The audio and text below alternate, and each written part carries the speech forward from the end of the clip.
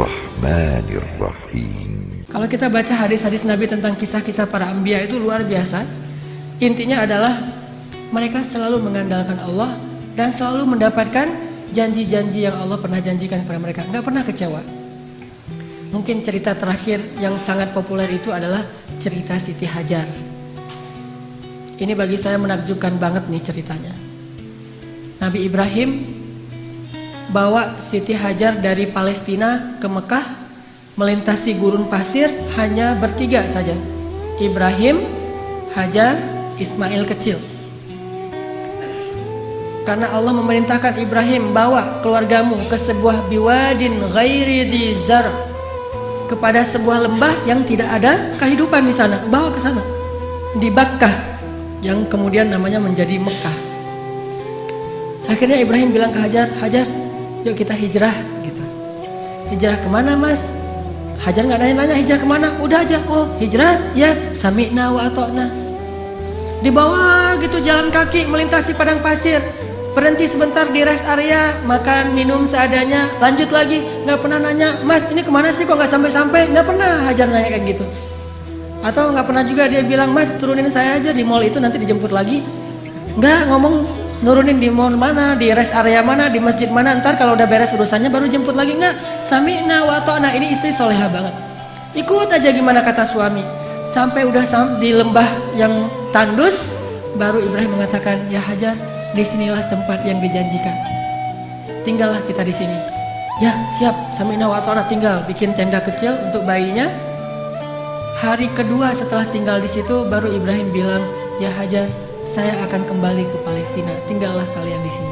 Baru setelah sekian lama Hajar diam, kali ini Hajar udah gak kuat untuk diam, baru dia nanya, ya Ibrahim, engkau tinggalkan kami di sini bersama seorang bayi dan tidak ada siapa-siapa, bahkan air dan kehidupan pun tidak ada di sini, wahai Ibrahim.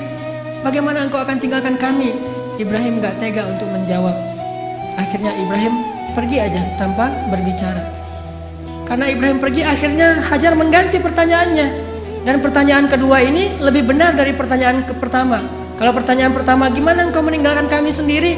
Pertanyaan yang keduanya adalah, Hajar tanya kepada Ibrahim, ya Ibrahim, Allahu amaraka bihadza? Apakah Allah yang menyuruhmu melakukan ini? Ibrahim mengangguk, ya ini perintah Allah. Apa kata-kata Hajar? La yudayyi'anallahu idzan. Kalau begitu pergilah wahai suamiku, Allah tidak akan mengecewakan kami. Ini namanya keep the faith.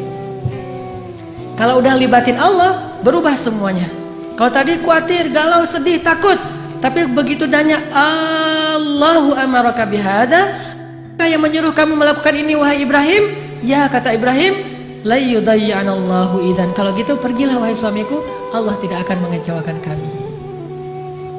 Jadi kalau ada suami pergi tiba-tiba, kemana mas? Itu pertanyaannya salah, nggak usah dijawab. Tapi kalau nanyanya, mas ini Allah yang nyuruh, ya oh pergi aja. Nggak apa-apa juga sebulan, setahun, Allah tidak akan mengecewakan kami. Kemana ternyata? Ikut taklim, ikut mungkin ada itikaf di mana. Kalau Allah yang nyuruh, maka istri akan tenang. Tapi kalau bukan Allah yang nyuruh, ini kenapa mas kok pergi, Allah yang nyuruh, bukan tuntutan sosial media. Ada yang lagi harus saya selesaikan, ada yang jadi selebgram, saya pengen deketin. Nah, ini baru namanya perlu khawatir. Tapi kalau Allah yang nyuruh, insya Allah aman. Pergilah wahai Ibrahim, Allah gak akan ngecewain kami. Ibrahim pergi, kemudian kita tahu adegannya, ternyata kehabisan air, Ismail nangis-nangis, Hajar lari antara Safa dan Marwah.